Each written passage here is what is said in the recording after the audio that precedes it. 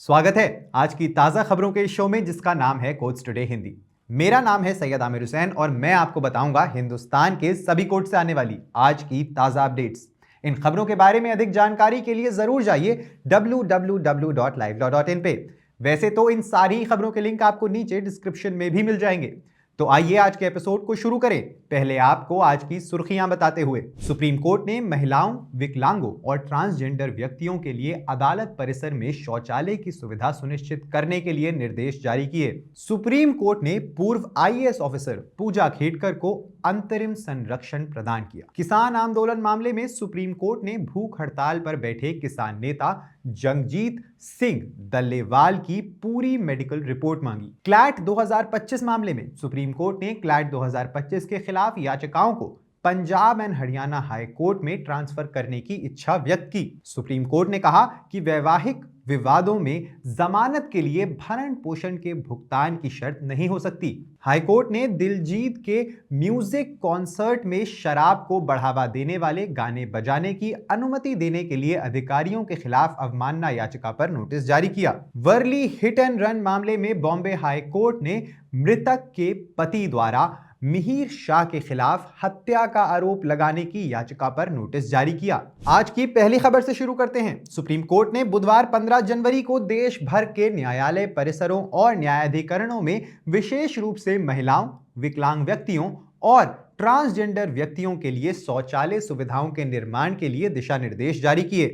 न्यायमूर्ति जेबी पारदेवाला और न्यायमूर्ति आर महादेवन की पीठ ने 2023 में राजीव कलीता द्वारा दायर एक रिट याचिका पर यह फैसला सुनाया।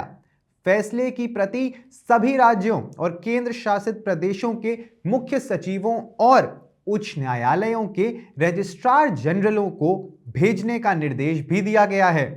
फैसला सुनाए जाने के बाद जस्टिस पारदेवाला ने मौखिक रूप से टिप्पणी की कि किसी भी चूक की स्थिति में अवमानना की कार्यवाही की जाएगी। सुप्रीम कोर्ट ने आज पूर्व आईएएस परिवेक्षाधीन अधिकारी पूजा खेडकर की अग्रिम जमानत याचिका पर नोटिस जारी किया, जिन पर संघ लोक सेवा आयोग यानी यूपीएससी सिविल सेवा परीक्षा 2022 के लिए अपने आवेदन में गलत बयानी और गलत तथ्य पेश करने का आरोप है।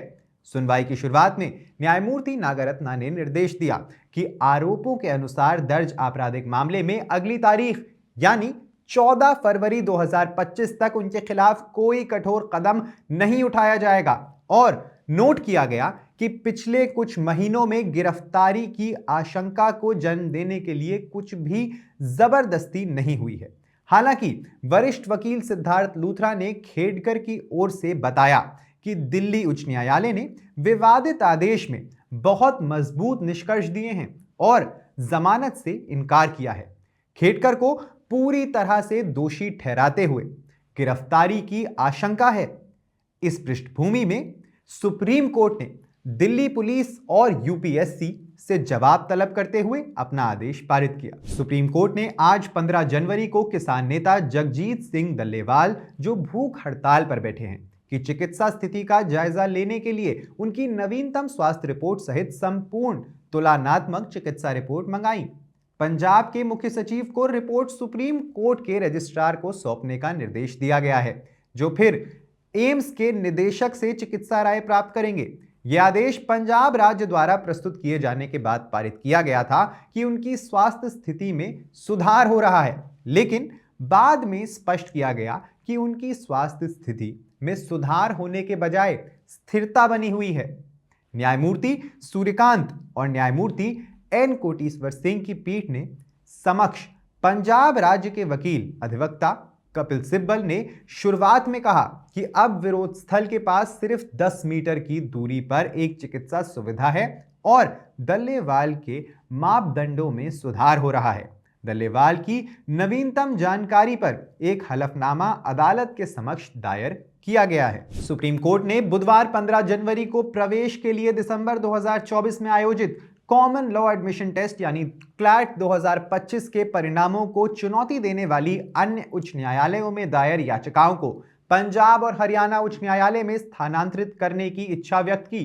भारत के मुख्य न्यायाधीश संजीव खन्ना और न्यायमूर्ति संजय कुमार की पीठ ने consortium of national law universities द्वारा स्थानांतरण याचिकाओं में नोटिस जारी किया, जिसमें सभी याचिकाओं को समीकृत करने और उन्हें सर्वोच्च न्यायालय का किसी विशेष न्यायालय में स्थानांतरित करने की मांग की गई।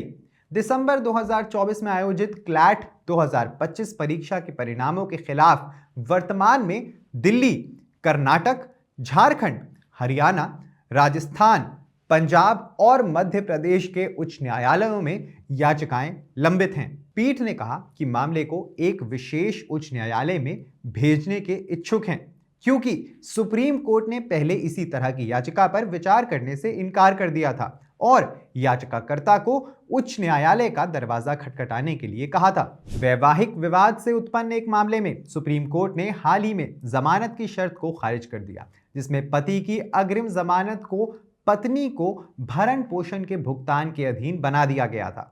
जस्टिस ऋषिकेश रॉय और जस्टिस SVN भट्टी की बेंच ने मामले की सुनवाई की। Advocate on record Fauzia Shakeel अपीलकर्ता पति की ओर से पेश हुई और प्रस्तुत किया कि अपीलकर्ता को शिकायतकर्ता पत्नी से शादी करने के लिए मजबूर किया गया था। उन्होंने आगे बताया कि अपीलकर्ता ने शादी को रद्द करने के लिए सक्षम न्यायालय का रुख किया है, जिसकी कार्यवाही लंबित है। पंजाब और हरियाणा उच्च न्यायालय ने 2019 के अदालती निर्देश का उल्लंघन करते हुए गायक दिलजीत दोसांझ को लुधियाना के एक संगीत कार्यक्रम के दौरान शराब को बढ़ावा देने वाले गाने प्रस्तुत करने की अनुमति देने के लिए पंजाब अधिकारियों के खिलाफ एक अवमानना याचिका में नोटिस जारी किया गया है। रीत मोहिंदर बनाम पंजाब राज्य मामले में जारी आदेश की अवहेलना की गई है, जो लाइव इवेंट में शराब, ड्रग्स और हिंसा को बढ़ावा देने वाले गानों पर प्रतिबंध लगाता है। न्यायमूर्ति हरकेश मनुजा ने पंजाब के प्रधान गृह सचिव, लुधियाना पुलिस उपायुक्त और पंजाब प्रदूषण नियंत्रण बोर्ड से जवाब मांगा है। चंडीगढ़ निवासी द्वारा दायर याचिका में दावा किया गया है कि दिलजीत ने पंजाब कृषि विश्वविद्यालय यानी PAU में नए साल की पूर्व संध्या पर एक संगीत कार्यक्रम में पटियाला पैक और 5 तारा जैसे गाने प्रस्तुत किए।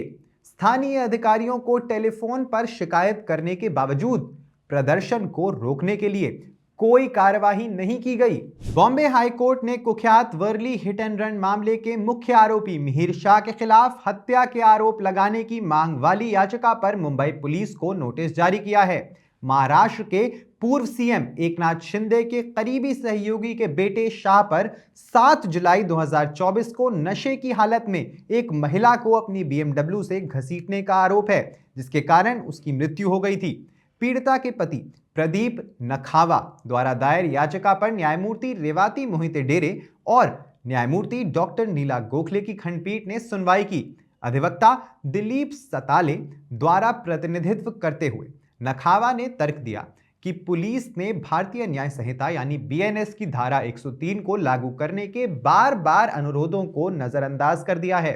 यह धारा हत्या को दंडित करती है। ज्यादा जानकारी के लिए सब्सक्राइब करिए हमारा YouTube चैनल या विजिट करिए हमारी वेबसाइट www.livelawin, जहां आप इन सारी खबरों के बारे में अच्छे से जान सकते हैं। लाइव लॉ हिंदी पे आपको हिंदी में सारी ताजा अपडेट्स भी मिल जाएंगी। अगर आपको ये वीडियो पसंद आया है तो इसे लाइक करिए और कमेंट करिए अपने व्यूज। हमें YouTube पर सपोर्ट करने के लिए हमारे चैनल को शेयर करिए, हमारे चैनल को सब्सक्राइब करिए और आप हमें सपोर्ट करके लीगल जर्नलिज्म को प्रमोट करिए। धन्यवाद।